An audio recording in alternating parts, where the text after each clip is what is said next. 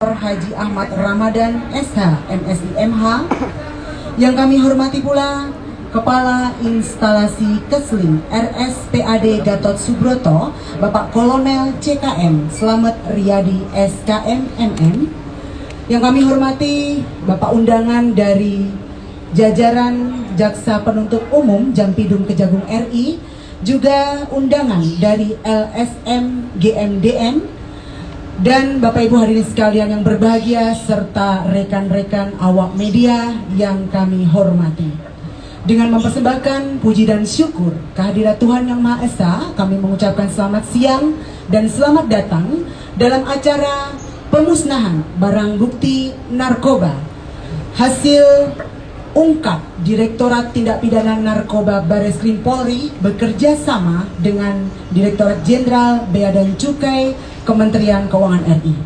Bapak Ibu hadirin berbahagia, barang bukti yang telah tergelar di hadapan Bapak Ibu sekalian merupakan barang bukti yang beberapa waktu yang lalu juga telah dilakukan press release di gedung Bareskrim Polri.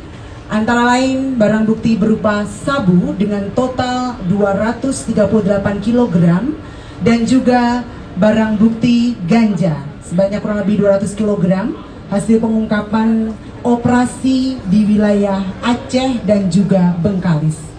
Hadirin yang berbahagia, sebelum kita melaksanakan acara pemusnahan barang bukti, terlebih dahulu mohon berkenan ke hadapan Bapak Direktur Tindak Pidana Narkoba Bareskrim Polri untuk menyampaikan sambutan, dan juga mungkin berkenan Bapak Karopenmas Divhumas Polri juga untuk menyampaikan sambutan sebelum kita melaksanakan pemusnahan barang bukti.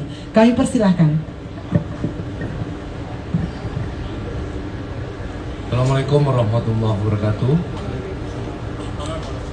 Salam sejahtera untuk kita sekalian. Salam, Om Swastiastu, Namo Buddhaya, salam kebajikan. Yang saya hormati Direktur Tindak Pidana Narkoba Bareskrim Polri, Bapak Brigjen Polisi Krisno H. Siregar, Ketua Pemuda Advokasi LSM GMDM Bapak Stephen William Tambayong SH, Kepala Instalasi Kesling RSPAD Kolonel Slamet Riyadi SH, dan perwakilan dari Jaksa Penuntut Umum, serta rekan-rekan wartawan yang saya cintai dan saya banggakan. Siang ini kita bertemu kembali di hari Jumat tanggal 20 Mei 2022. Kita bertemu dalam rangka kegiatan pemusnahan barang bukti sabu sebanyak 238 kg yang kita lihat ada di depan saya. Hasil operasi pengungkapan narkoba yang dilakukan beberapa waktu yang lalu, di mana dilakukan oleh Direktorat Tindak Pidana Narkoba Bareskrim Polri bersama-sama dengan Direktorat Jenderal Bea Cukai, Polda Aceh dan Polda Riau. Dari hasil pengungkapan kasus narkoba ini telah diamankan 13 tersangka dan telah berproses, dan 13 tersangka ini dari 4 kasus yang berbeda. Pengungkapan tersebut tentu akan berproses secara transparan. Kita sampaikan telah kita rilis pengungkapannya termasuk pelakunya, dan secara transparan juga kita akan menyampaikan terkait dengan pemusnahan barang buktinya yang nanti akan kita lakukan dan kita saksikan secara bersama-sama. Untuk lebih jelasnya kami mempersilahkan Bapak Direktorat Tindak Pidana Bareskrim Polri, Bapak Brigjen Krisno H. Siregar untuk menyampaikan presentasinya. Waktu dan tempat kami persilakan. Terima kasih Bapak Karopenmas Brigjen Pol Ahmad Ramadan. Assalamualaikum warahmatullahi wabarakatuh. Salam sejahtera untuk kita semua. Om Swastiastu, Namo Buddhaya, salam kebajikan. Yang saya hormati rekan saya, kembali lagi Pak Karopenmas, Pak Ahmad Ramadan, rekan dari Kejagung Republik Indonesia, Kepala Instalasi RSPAD Gatot Subroto, Kolonel CHK,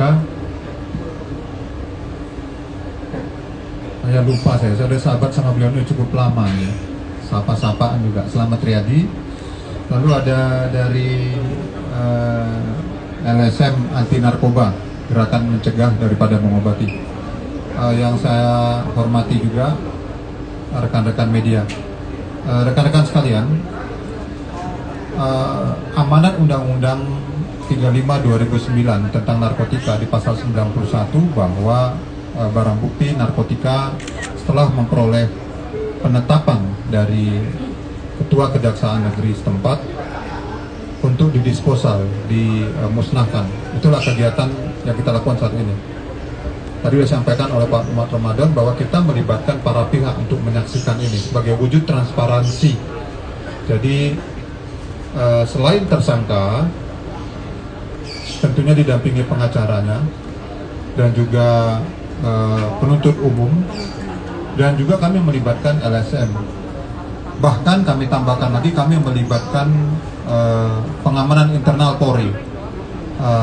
Rekan-rekan media bisa melihat selalu ada petugas Provos Polri yang menyaksikan proses ini dimusnahkan sampai dengan selesai, dan dibuat berita acaranya berikut dokumentasinya, di mana pemusnahan ini dengan menggunakan insinerator suhu tinggi, dan sudah terbukti bahwa ini akan habis dan tidak akan bisa diproses kembali sebagai bentuk narkotika jenis apapun.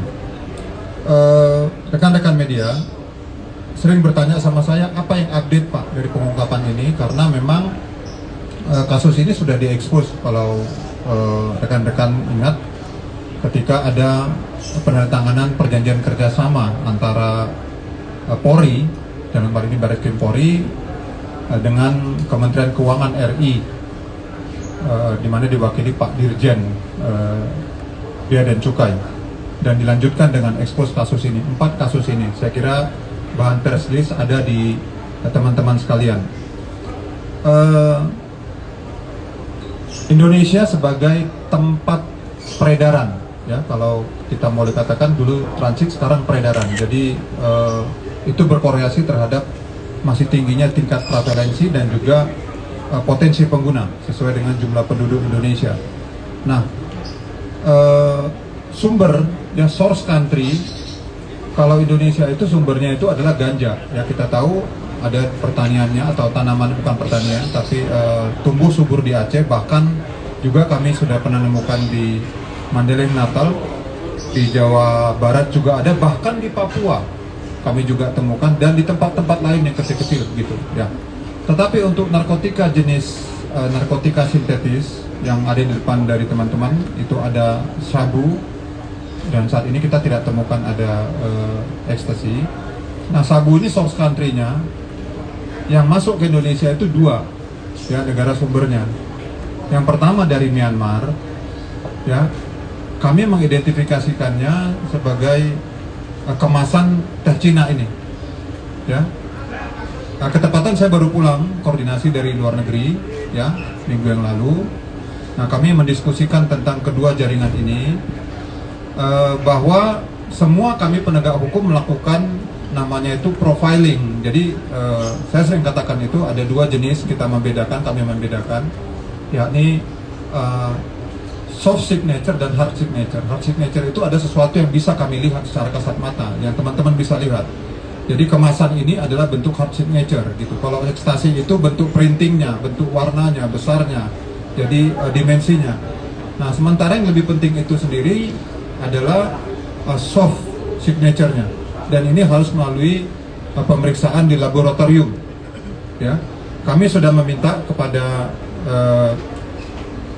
laboratorium BNN, karena memang BNN sebagai pusat pengkajian di Indonesia, untuk melakukan penelitian tentang bagaimana rumus bangun dari narkotika yang ini, yang khususnya yang dari berasal dari Afghanistan yang dikendalikan oleh jaringan Timur Tengah yang kita ungkap 169 kilo, kita tangkap di Aceh, ya di perairan Aceh, waktu itu 169 kilo. Nah, kalau yang ini kami informasikan bahwa tingkat kemurnian udah sampai 98%. Jadi makanya di depan forum ini saya bilang, sebenarnya kalau dulu rekan-rekan penegak hukum itu sering bilang 1 gram untuk 3 orang, ini kalau tingkat pemula baru mungkin jadi berbeda karena tingkat purifying, tingkat kemurniannya semakin baik karena memang teknologi yang digunakan semakin baik dan ahli-ahli kimia, kami dapat informasi intelijen yang masuk ke negara source country ini semakin canggih begitu.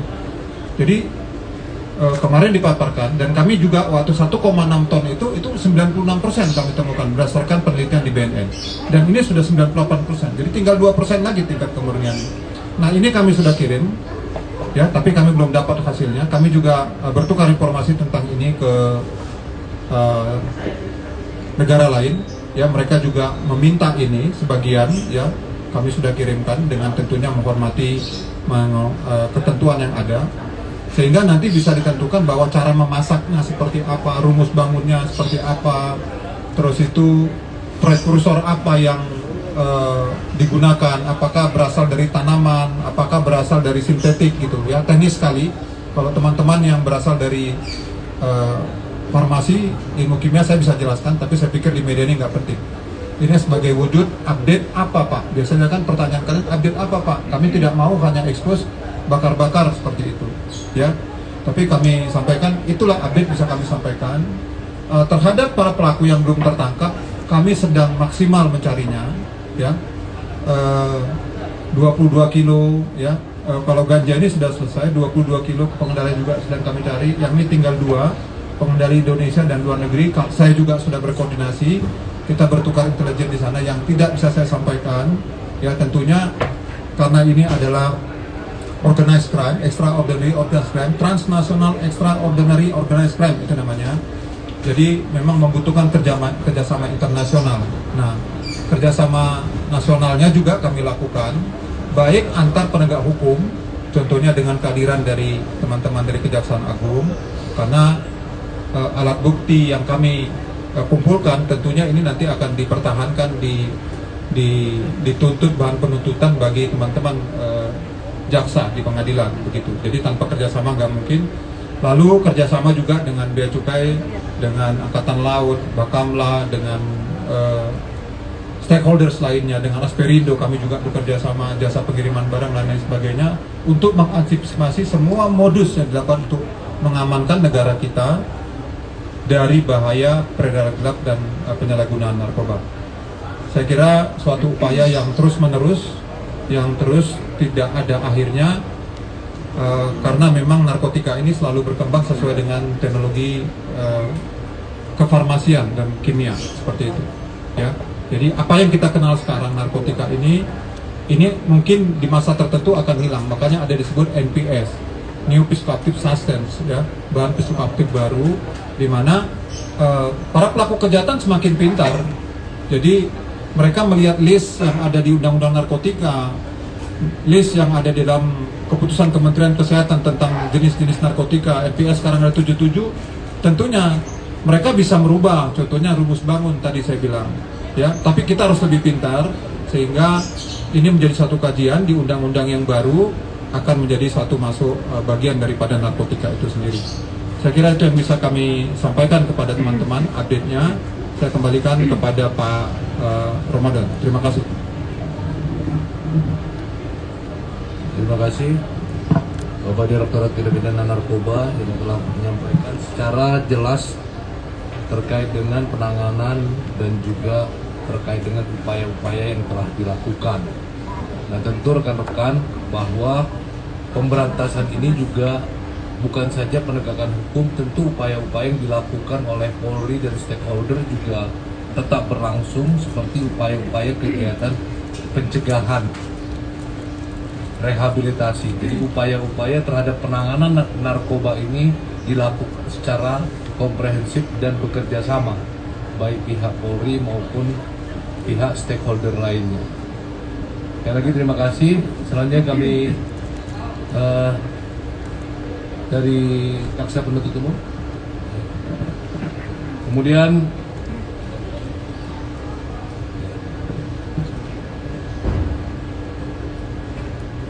baik rekan-rekan wartawan, dari penjelasan Bapak Direktorat Tindak Pidana Narkoba tadi, bila ada rekan-rekan ingin menanyakan atau mengajukan pertanyaan, kami mempersilahkan. Silakan.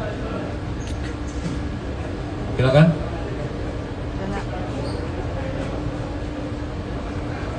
Kalau tidak ada, jangan dipaksakan. Berarti penjelasan yang diberikan oleh Bapak Direktorat Tindak Pidana Narkoba sudah sangat jelas ya.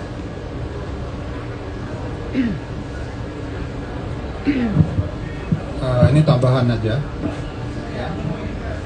Tadi saya nggak sampaikan, dari semua barang bukti yang tergelar di depan yang akan kita sama-sama saksikan akan dimusnahkan, 238.000 gram atau 238 kg narkotika jenis sabu atau methamphetamine atau crystal ice, dan 121 kg atau 121 gram narkotika jenis ganja. Kami mengasumsikan begitu, rekan-rekan. Ya, jadi tidak ada yang pasti jumlah 1 gram bisa memabukkan, enggak, karena dia adiksi. Semakin sering dia mungkin, nah tapi ini untuk tingkat pemula, begitu. Tingkat pemula kami mengasumsikan 1 gram sabu dengan tingkat kualitas ini bisa memabukkan atau digunakan oleh end user itu untuk 4 orang, gitu, ya. Jadi kalau di dunia marketplace-nya mereka, di dunia peredaran gelap ini disebut dengan paket hemat seperti itu, ya. Itu bisa memabukkan seperti itu, ya. Jadi bisa menyelamatkan dari 238.000 gram sabu itu diselamatkan potensi pengguna 952.000 orang, dengan asumsi 1 orang digunakan 4 orang. Lalu untuk ganja kami mensita di depan ini 121.000 gram dengan asumsi 3 gram ganja untuk 1 orang per hari, ya. Jadi itu sangat limitatif ya, tergantung tingkat adiksinya sebenarnya, tapi untuk pengguna baru jadi asumsinya itu 121.000 orang potensi pengguna yang berhasil diselamatkan. Total semua adalah 1.073.000 orang potensi pengguna berhasil diselamatkan dengan digagalkannya proses peredaran ini. Terima kasih Pak Permanen. Baik, terima kasih Pak Krisno Siregar. Sekali lagi kami sampaikan yang disampaikan oleh Direktorat Tindak Pidana Narkoba, operasi ini berhasil menyelamatkan 1.073 jiwa orangnya. Asumsi tadi ya. Jadi operasi gabungan tetap terhadap penanganan operasi pengungkapan narkoba ini diasumsikan menyelamatkan 1.073 jiwa manusia. Kalau tidak ada pertanyaan, kami tutup. Terima kasih. Wassalamualaikum warahmatullahi wabarakatuh. Om Santi Santi.